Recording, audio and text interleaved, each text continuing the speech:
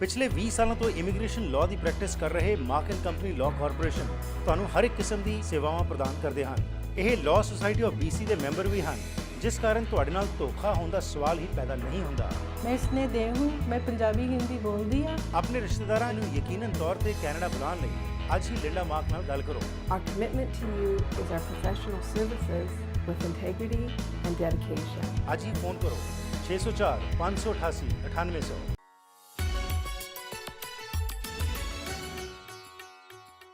ਜਦੋਂ ਵੀ ਕੋਈ ਸ਼ਹੀਦੀ ਦਿਵਸ ਆਉਂਦਾ ਹੈ ਜੀ, ਸਾਡੇ ਗੁਰੂਆਂ ਦਾ ਜਾਂ ਫਿਰ ਸਾਡੇ ਜਿਹੜੇ ਉਹ ਸ਼ਹੀਦ ਜਿਨ੍ਹਾਂ ਨੇ ਕਿ ਕੌਮ ਵਾਸਤੇ ਆਪਣੇ ਆਪ ਨੂੰ ਸ਼ਹੀਦ ਕਰਵਾਇਆ, ਉਹਨਾਂ ਨੂੰ ਅਸੀਂ ਸਮਰਪਣ ਹੁੰਦੇ ਹਾਂ ਅਤੇ ਉਹਨਾਂ ਨੂੰ ਪ੍ਰਣਾਮ ਕਰਦੇ ਹਾਂ।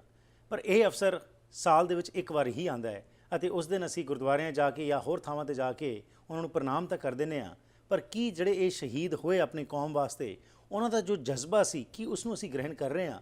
ਕੀ ਕੁਝ ਅਸੀਂ ਸਿੱਖ ਰਹੇ ਹਾਂ ਇਸ ਵਿੱਚੋਂ? ਆਓ ਇਸ ਸੰਬੰਧ ਵਿੱਚ ਕੁਝ ਹੋਰ ਗੱਲਬਾਤ ਕਰਦੇ ਹਾਂ ਡਾਕਟਰ ਮਨਜੀਤ ਸਿੰਘ ਰੰਧਾਵਾ ਨਾਲ। ਜੀ ਭਾਈ ਸਾਹਿਬ।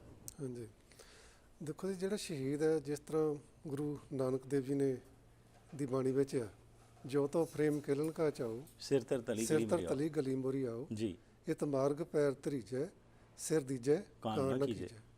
ਹੁਣ ਅੱਜ ਦੇ ਜੋ ਕਿ ਸਮੇਂ ਵਿੱਚ ਵੀ ਜਿਹੜਾ ਸਿੱਖ ਹੈ, ਉਹਦੇ ਵਿੱਚ ਇੰਨੀ ਸਪਿਰਿਟ ਹੈਗੀ ਆ, ਤੇ ਉਹ ਜੇ ਉਹਨੂੰ ਕਿਤੇ ਜਾਨ ਕੁਰਬਾਨ ਕਰਨੀ ਪਵੇ, ਪਿੱਛੇ ਨਹੀਂ ਹਟਦਾ। ਰਾਈਟ। ਹਾਂਜੀ, ਕਈ ਥਾਵਾਂ ਤੇ ਹੈਗੇ ਜੀ, ਨੋ ਡਾਊਟ। ਅੱਛਾ, ਬਹੁਤ ਸਾਰੇ ਕਲੀਨ ਸ਼ੇਵ ਸਿੱਖ ਵੀ ਜਿਹੜੇ ਆ, ਹਾਂਜੀ ਹਾਂਜੀ ਬਿਲਕੁਲ। ਕਈ ਵਾਰੀ ਬੰਦਾ ਇਮੋਸ਼ਨਲ ਜ਼ਿਆਦਾ ਹੋ ਜਾਂਦਾ, ਪਰ ਮੈਂ ਕਹਿੰਦਾ ਕਿ ਜਿਹੜੇ ਜੋਸ਼ ਦੇ ਨਾਲ ਹੋਸ਼ ਬਹੁਤ ਜ਼ਰੂਰੀ ਹੈ। ਠੀਕ। ਹਾਂਜੀ, ਜਿਹੜਾ ਸ਼ਹੀਦ ਹੁੰਦਾ ਉਹਦਾ ਦਿਮਾਗ ਇੰਨਾ ਠੰਡਾ ਹੁੰਦਾ, ਉਹਦਾ ਮਨ ਜਿੱਥੇ ਗਰਮ ਵੀ ਹੁੰਦਾ, ਮਨ ਨੀਵਾਂ ਮੱਤ ਉੱਚੀ ਹੁੰਦੀ ਹੈ ਜੀ। ਉਹਦੇ ਵਿੱਚ ਗੁਣ ਵੀ ਹੋਣੇ ਚਾਹੀਦੇ, ਵੀ ਪਹਿਲਾਂ ਉਹਨੂੰ ਪਛਾਣ ਹੋਣੀ ਚਾਹੀਦੀ ਮੈਂ ਕਿਹੜੇ ਕੌਜ਼ ਲਈ ਤੁਰਿਆ। ਰਾਈਟ। ਹੁਣ ਨਨਕਾਣਾ ਸਾਹਿਬ ਦਾ ਸਾਕਾ ਸੀਗਾ, ਹਾਂਜੀ, ਉਹ ਕਿੱਡਾ ਵੱਡਾ ਸਾਕਾ ਸੀ। ਮਹੰਤ ਨਰੈਣ ਦਾਸ ਉੱਥੇ ਕੀ ਕੁਛ ਕਰ ਰਿਹਾ ਸੀਗਾ ਜੀ। ਸਿੱਖਾਂ ਨੇ ਜਦੋਂ ਉਸ ਵੇਲੇ ਕੁਰਬਾਨੀਆਂ ਦਿੱਤੀਆਂ, ਮੇਰੇ ਪਿੰਡਾਂ ਵਿੱਚ ਹੀ ਵਸਦੇ ਉਹ ਸਿੱਖ ਜਿਨ੍ਹਾਂ ਦੇ ਬਾਬੇ ਪੜਦਾਦੇ ਸ਼ਹੀਦ ਹੋਏ ਸੀਗੇ ਜੀ, ਤੇ ਉਹ ਸਾਡੇ ਵੀ ਉੱਥੇ ਨਨਕਾਣਾ ਸਾਹਿਬ ਦੇ ਸਿੰਘਾਂ ਦੀ ਯਾਦ ਵਿੱਚ ਗੁਰਦੁਆਰਾ ਬਣਿਆ ਸਲਾਲਾ ਪਿੰਡ। ਅੱਛਾ ਜੀ। ਤੇ ਉੱਥੇ ਹਰ ਸਾਲ ਮੇਲਾ ਲੱਗਦਾ, ਧੜਿਆਲ ਵੀ ਲੱਗਦਾ ਨਾਲ ਪਿੰਡ, ਤੇ ਉਹਨਾਂ ਸ਼ਹੀਦਾਂ ਦੀ ਯਾਦਾਂ ਮਨਾਈਆਂ ਜਾਂਦੀਆਂ ਜੀ।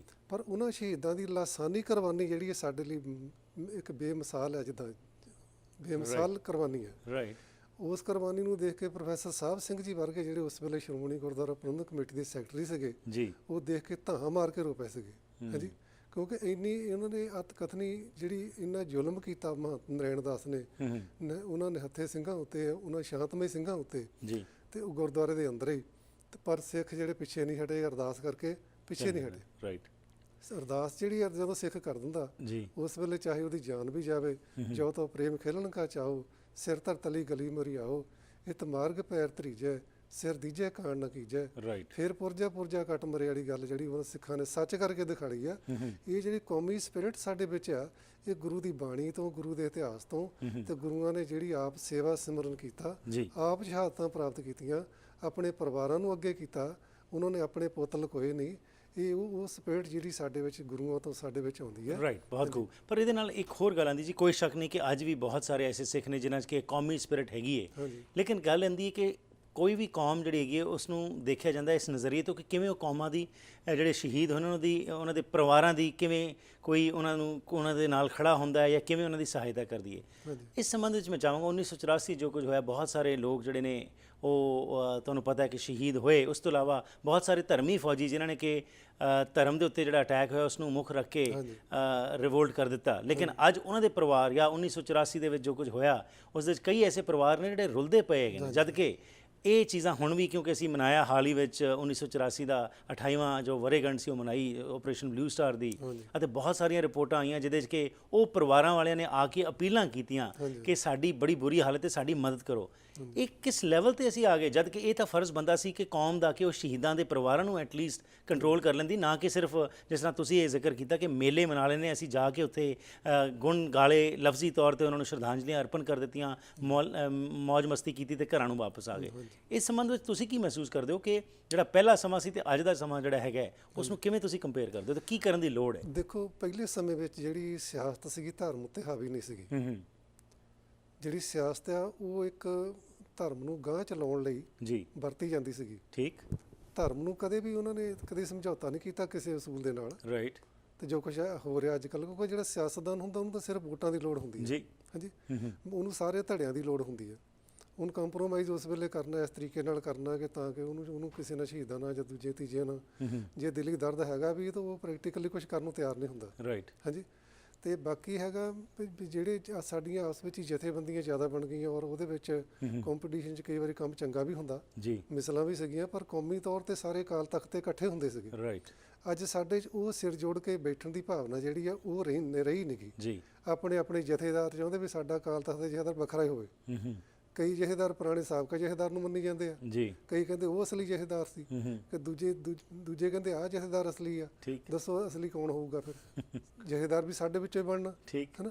ਤੇ ਜਥੇਦਾਰ ਨੇ ਉਹ ਜੋ ਕੁਛ ਅੱਜ ਹੋ ਰਿਹਾ ਸਾਡੇ ਸਾਹਮਣੇ ਆ। ਰਾਈਟ। ਤੇ ਕਹਾਣੀ ਇਹ ਵੀ ਜਿਹੜੇ ਸ਼ਹੀਦ ਪਰਿਵਾਰ ਆ ਉਹ ਰੋਲਣ ਦਾ ਕਾਰਨ ਇਹੀ ਆ ਕਿ ਸਾਡੀਆਂ ਜਿਹੜੀਆਂ ਜਥੇਬੰਦੀਆਂ ਜੀ ਆਪਣੇ ਤੌਰ ਤੇ ਕੁਝ ਜਥੇਬੰਦੀਆਂ ਨੇ ਬਹੁਤ ਉਪਰਾਲੇ ਵੀ ਕੀਤੇ, ਉਹਨਾਂ ਦੇ ਬੱਚਿਆਂ ਨੂੰ ਕੁਝ ਨਾ ਕੁਝ ਹੈਲਪ ਕੀਤੀ ਆ। ਕੁਝ ਸਿੱਖਾਂ ਨੇ ਆਪਣੇ ਤੌਰ ਤੇ ਹੈਲਪ ਕੀਤੀ ਆ। ਜਥੇਬੰਦਕ ਤੌਰ ਤੇ ਸਾਂਝੀ ਜਥੇਬੰਦੀ ਜਿਹੜੀ ਸੀ ਉਹਦੇ ਤੌਰ ਤੇ ਜਿੰਨੇ ਉਪਰਾਲੇ ਕੀਤੇ ਜਾਣੇ ਚਾਹੀਦੇ ਸੀਗੇ ਉਹਨੇ ਕੁਝ ਨਹੀਂ ਹੋਏ। ਆ ਦਿੱਲੀ ਵਿੱਚ ਵਿਧਵਾਵਾਂ ਹਾਲੇ ਤੱਕ ਰੋਲਦੀਆਂ ਫਿਰਦੀਆਂ। ਰਾਈਟ। ਹਾਂਜੀ, ਅਖਬਾਰਾਂ ਵਿੱਚ ਅਸੀਂ ਰੋਜ਼ ਪੜ੍ਹਦੇ ਆ। ਸਾਡੇ ਲੀਡਰ ਜਿਹੜੇ ਆ ਉਹ ਜਾ ਕੇ ਉਹ ਸਰਕਾਰ ਦੀ ਜਿਹੜੀ ਆਪਣੇ ਨਿੱਜੀ ਮਫਾਦਾਂ ਦੀ ਖਾਤਰ ਉਹ ਸਰਕਾਰ ਦੀ ਪੁਸ਼ਤ ਪਨਾਹੀ ਕਰਦੇ ਆ। ਉਹ ਸਰਕਾਰ ਉਹਨਾਂ ਦੇ ਗੋਡੀ ਹੱਥ ਲਾਉਂਦੇ ਆ ਔਰ ਉਹਨਾਂ ਕਾਤਲਾਂ ਨੂੰ ਬਚਾਉਣ ਦੀ ਖਾਤਰ ਅੰਦਰ ਅੰਦਰ ਹੀ ਸਭ ਕੁਝ ਕਰ ਰਹੇ ਆ। ਹਾਂਜੀ। ਫਿਰ ਸਾਡਾ ਦੱਸੋ ਕੌਮ ਦਾ ਕਿੱਥੇ ਭਲਾ ਹੋਊਗਾ? ਹਾਂਜੀ। ਸਾਨੂੰ ਮਾਰਨ ਵਾਲੇ ਜਿਹੜੇ ਸੀਗੇ ਸਾਨੂੰ ਦੁਸ਼ਮਣ ਦੀ ਤੇ ਆਪਣੇ ਦੀ ਪਹਿਚਾਣ ਇਸ ਕਰਕੇ ਨਹੀਂ ਰਹੀ ਕਿਉਂਕਿ ਅੱਜ ਦਾ ਸਿੱਖ ਜਿਹੜਾ ਬਿਜ਼ਨਸਮੈਨ ਬਣ ਗਿਆ ਨਾ, ਬਿਜ਼ਨਸਮੈਨ ਬਣਨਾ ਕੋਈ ਮਾੜੀ ਗੱਲ ਨਹੀਂ, ਪਰ ਧਰਮ ਦਾ ਜਿਹੜਾ ਵਪਾਰੀਕਰਨ ਹੋ ਗਿਆ ਉਸ ਕਾਰਨ ਉਹ ਹਿੱਤ ਜਿਹੜੇ ਨੇ ਉਹ ਸੋਚ ਜਿਹੜੀ ਉਹ ਜ਼ਿਆਦਾ ਪ੍ਰਚਲਿਤ ਹੋ ਗਈ ਤੇ ਧਾਰਮਿਕ ਜਿਹੜੀ ਰੁਚੀ ਸੀ ਜਾਂ ਬਿਰਤੀ ਸੀ ਉਹ ਘਟ ਗਈ। ਹਾਂਜੀ। ਉਹਦੇ ਉੱਤੇ ਸਿਆਸਤ ਹਾਵੀ ਹੋ ਗਈ ਜਾਂ ਉਹਦੀਆਂ ਆਪਣੀ ਨਿੱਜੀ ਲੋੜਾਂ ਜਿਹੜੀਆਂ ਸੀਗੀਆਂ। ਜ਼ਿਆਦਾਤਰ ਲੀਡਰਸ ਵਿੱਚ ਇਹ ਹੋਈ, ਆਮ ਸਿੱਖ ਜਿਹੜਾ ਹੈਗਾ ਜਿਹਨੂੰ ਅਸੀਂ ਕਹਿੰਦੇ ਨੇ ਉਹਦੇ ਵਿੱਚ ਫਿਰ ਵੀ ਜਿਹੜਾ ਜਜ਼ਬਾ ਹੈ ਜਿੰਨੀ ਵੀ ਉਹ ਮਦਦ ਕਰ ਸਕਦਾ ਹੈ, ਜਿੰਨਾ ਵੀ ਉਹ ਕੌਮੀ ਦਰਦ ਰੱਖ ਸਕਦਾ ਹੈ, ਲੇਕਿਨ ਕਿਉਂਕਿ ਕੋਈ ਢਾਂਚਾ ਨਹੀਂ ਹੈਗਾ, ਜਥੇਬੰਦਕ ਢਾਂਚਾ ਨਹੀਂ ਕਿ ਕੌਮੀ ਤੌਰ ਦੇ ਉੱਤੇ ਇਕੱਠਾ ਕੀਤਾ ਜਾਏ, ਜਿਸ ਕਾਰਨ ਖੇਰੂ ਇਹ ਸੋਚ ਹੋ ਜਾਂਦੀ ਹੈ। ਹੁਣ ਗੱਲ ਕਰੀਏ ਥੋੜੀ ਜਿਹੀ ਸ਼ਹੀਦਾਂ ਦੀ ਜਿਹੜੀ ਤੁਸੀਂ ਜ਼ਿਕਰ ਕੀਤੇ, ਜਜ਼ਬਾ ਕੀ ਸੀ ਉਹਨਾਂ ਦਾ ਜੋ ਮੁੱਖ ਮੁਫਾਦ ਸੀ ਉਹੀ ਹੁੰਦਾ ਸੀ ਕਿ ਸੱਚ ਲਈ ਅਸੀਂ ਆਵਾਜ਼ ਬੁਲੰਦ ਕਰੀਏ। ਇਹਦੇ ਸੰਬੰਧ ਵਿੱਚ ਕੀ ਸਿੱਖਣ ਦੀ ਲੋੜ ਹੈ ਸਾਨੂੰ ਅੱਜ ਦੇ ਸੰਦਰਭ ਵਿੱਚ ਕਿ ਜੋ ਸਿਚੁਏਸ਼ਨ ਹੁਣ ਬਣੀ ਪਈ ਹੈ, ਆਫਟਰ ਆਲ ਇਹ ਬੜੀ ਇੱਕ ਪ੍ਰੋਬਲਮੈਟਿਕ ਸਿਚੁਏਸ਼ਨ ਹੈ, ਪਰ ਇਸ ਵਿੱਚੋਂ ਨਿਕਲਣਾ ਵੀ ਅਸੀਂ ਹੈ, ਕਿਸੇ ਨੇ ਤਾਂ ਬਾਹਰੋਂ ਆਉਣਾ ਨਹੀਂ। ਜਾਂ ਬਲੇਮ ਗੇਮ ਨਾਲ ਤਾਂ ਗੱਲ ਬਣਨੀ ਜਿਹੜੀ ਕਿ ਅੱਜ ਅਸੀਂ ਇੱਕ ਵਿਕਟਮ ਐਟੀਟਿਊਡ ਬਣਾ ਚੁੱਕੇ ਹਾਂ ਹਰ ਚੀਜ਼ ਦੇ ਉੱਤੇ ਅਤੇ ਹਰ ਚੀਜ਼ ਤੇ ਅਸੀਂ ਦੋਸ਼ ਲਾ ਦਿੰਦੇ ਨੇ ਦੂਸਰਿਆਂ ਦੇ ਉੱਤੇ। ਸੋ ਇਸ ਵਾਸਤੇ ਤੁਹਾਡੇ ਹਿਸਾਬ ਨਾਲ ਇੱਕ ਸ਼ਹੀਦ ਦੇ ਕਿਹੜੇ ਗੁਣ ਹੈਗੇ ਨੇ ਤੇ ਕਿਹੜੇ ਇਖਤਿਆਰ ਕਰਨੇ ਚਾਹੀਦੇ ਨੇ? ਦੇਖੋ, ਸ਼ਹੀਦ ਵਿੱਚ ਸਭ ਤੋਂ ਪਹਿਲਾਂ ਤਾਂ ਗੁਣ ਇਹ ਆ ਉਹ ਸੱਚ ਨਾਲ ਜੁੜਿਆ ਹੋਵੇ ਜੀ। ਜੇ ਸਿੱਖ ਦੀ ਗੱਲ ਕਰਦੇ ਵੀ ਸਿੱਖ ਸ਼ਹੀਦ ਹੈ, ਸਿੱਖ ਪਹਿਲਾਂ ਬਾਣੀ ਨਾਲ ਜੁੜਿਆ ਹੋਵੇ, ਬਾਣੀ ਤੇ ਬਾਣਾ ਜੀ, ਤੇ ਬਾਣੀ ਬਾਣਾ ਅਕਾਲ ਪੁਰਖ ਦੀ ਪੂਜਾ, ਪਰਚਾ ਸ਼ਬਦ ਦਾ ਦਦਾਰ ਖਾਲਸੇ ਦਾ ਜੀ। ਜੇ ਹੁਣ ਖੰਡੇ ਬਾਟੇ ਦੀ ਪੋਲ ਲੈਂਦਾ ਵੀ ਆ, ਉਹਦੇ ਵਿੱਚ ਬਹਾਦਰੀ ਆਉਂਦੀ ਆ, ਉਹ ਗੁਰੂ ਦੀ ਸਪਿਰਿਟ ਉਹਦੇ ਵਿੱਚ ਆਉਂਦੀ ਵੀ ਆ, ਉਹਦੇ ਵਿੱਚ ਜੋਸ਼ ਦੇ ਨਾਲ ਹੋਸ਼ ਹੋਣਾ ਬਹੁਤ ਜ਼ਰੂਰੀ ਆ। ਠੀਕ। ਹਾਂਜੀ। ਉਹਨੂੰ ਪਹਿਚਾਣ ਹੋਣੀ ਚਾਹੀਦੀ ਮੇਰਾ ਦੁਸ਼ਮਣ ਕਿਹੜਾ, ਤੇ ਇਹ ਨਹੀਂ ਵੀ ਐਵੇਂ ਕਿਸੇ ਗਰੀਬ ਗੁਰਬੇ ਤੇ ਐਵੇਂ ਤੁਰੇ ਜਾਂਦੇ ਹਮਲਾ ਕਰੇ। ਜਾਂ ਹੁਣ ਜਿੱਦਾਂ ਪਿਛਲੇ ਵਾਰੀ ਬਹੁਤ ਕੁਛ ਹੋਇਆ ਜਦੋਂ ਘੱਲੂ ਘਾਰਾ ਜਦੋਂ ਹੋਇਆ 84 ਦਾ, ਉਹ ਤੋਂ ਪਹਿਲਾਂ ਵੀ ਬਹੁਤ ਕੁਛ ਹੋਇਆ ਕਿ ਏਜੰਸੀਆਂ ਨਾਲ ਸਾਡੇ ਹੀ ਬੰਦੇ ਜੁੜ ਗਏ। ਉਹਨਾਂ ਨੇ ਪੈਸੇ ਦੇ ਕੇ ਲੋਕਾਂ ਦੇ ਗਰੀਬਾਂ ਦੇ ਕਤਲ ਵੀ ਕਰਵਾਏ। ਇਸ ਗੱਲ ਬਿਲਕੁਲ ਗਲਤ ਸੀ, ਬੇਗੁਨਾਹ ਨੂੰ ਕਤਲ ਕਰਨਾ, ਕੋਈ ਵੀ ਹੋਵੇ, ਕਿਸੇ ਕੌਮ ਦਾ ਵੀ ਹੋਵੇ, ਚਾਹੇ ਕਿਸੇ ਕੌਮ ਦਾ ਹੋਵੇ। ਬਿਲਕੁਲ। ਨਾ ਸਿੱਖ ਮਰਨਾ ਚਾਹੀਦਾ, ਨਾ ਹਿੰਦੂ ਮਰਨਾ ਚਾਹੀਦਾ, ਕੋਈ ਮੁਸਲਮਾਨ ਜਾਂ ਕਿਸੇ ਉੱਤੇ ਜ਼ੁਲਮ ਨਹੀਂ ਹੋਣਾ ਚਾਹੀਦਾ। ਜਿਹੜਾ ਗੁਰੂ ਦਾ ਸਿੱਖ ਹੈ ਉਹ ਤਾਂ ਮਜ਼ਲੂਮ ਦੀ ਰਾਖੀ ਲਈ ਬਣਿਆ ਜੀ। ਠੀਕ ਹੈ ਨਾ।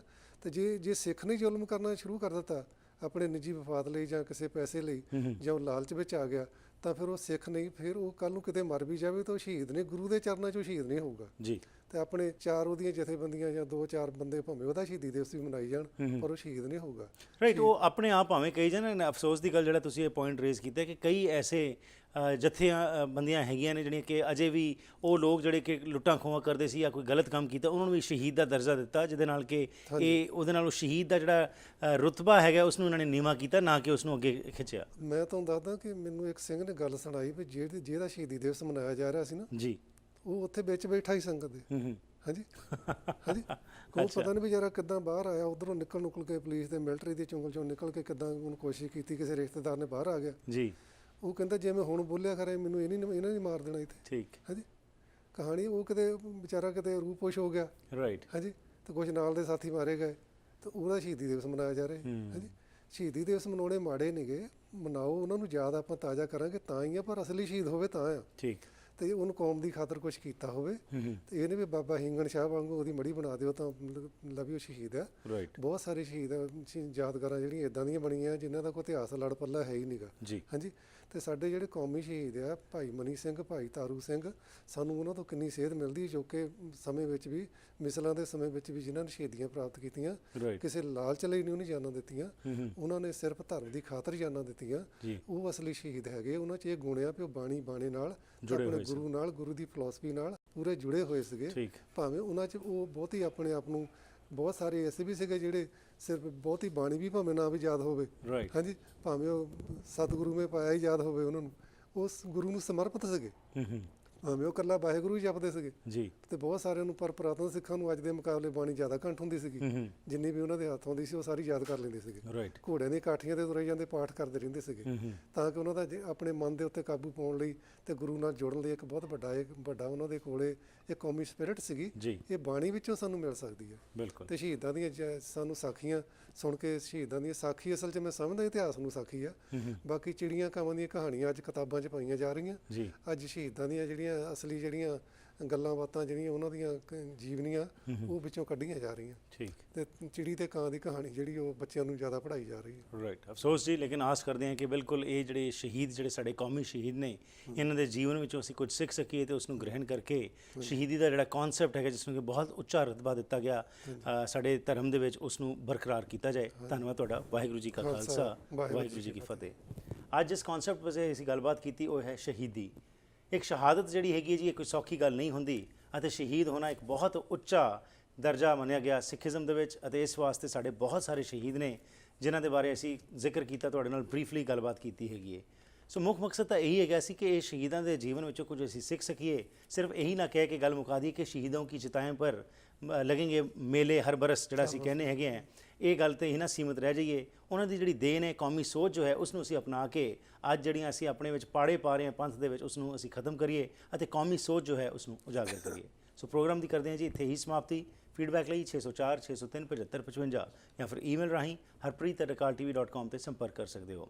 ਇੱਕ ਬੇਨਤੀ ਕਰਨਾ ਚਾਹੁੰਦੇ ਹਾਂ ਕਿ ਇਹ ਪ੍ਰੋਗਰਾਮਸ ਜਿਹੜੇ ਤੁਹਾਡੇ ਤੱਕ ਲੈ ਕੇ ਆਉਂਦੇ ਹਾਂ, ਅਸੀਂ ਸਮਾਂ ਖਰੀਦਦੇ ਹਾਂ ਅਤੇ ਸਮਾਂ ਖਰੀਦਣ ਤੋਂ ਬਾਅਦ ਇਹ ਪ੍ਰੋਗਰਾਮਸ ਅਸੀਂ ਤਿਆਰ ਕਰਕੇ ਲੈ ਕੇ ਆਉਂਦੇ ਹਾਂ। ਆਪ ਸਭ ਦੇ ਸਹਿਯੋਗ ਦੀ ਮੰਗ ਕਰਨੇ ਆ। ਇਹਨਾਂ ਪ੍ਰੋਗਰਾਮਸ ਦੇ ਵਿੱਚ ਸਾਨੂੰ ਜ਼ਰੂਰਤ ਹੈ ਸਪਾਂਸਰਸ ਅਤੇ ਐਡਵਰਟਾਈਜ਼ਰਸ ਦੀ। ਜੇਕਰ ਉਹ ਆਉਣਗੇ ਤਦ ਹੀ ਇਹ ਪ੍ਰੋਗਰਾਮਸ ਤੁਹਾਡੇ ਤੱਕ ਪਹੁੰਚ ਸਕਦੇ ਨੇ। ਉਸ ਵਾਸਤੇ ਆਪ ਸਭ ਨੂੰ ਅਪੀਲ ਕਰਦੇ ਹਾਂ ਕਿ ਜ਼ਰੂਰ ਇਸ ਪ੍ਰੋਗਰਾਮ ਨਾਲ ਤੁਸੀਂ ਸਾਂਝ ਪਾਇਆ ਕਰੋ ਤਾਂ ਕਿ ਅਸੀਂ ਹੋਰ ਬਿਹਤਰ ਪ੍ਰੋਗਰਾਮਿੰਗ ਕਰ ਸਕੀਏ। ਲੈਣਾ ਆ ਗਿਆ, ਫਿਰ ਮੁਲਾਕਾਤ ਕਰਾਂਗੇ। ਤਦ ਤੱਕ ਗੁੱਡ ਬਾਏ।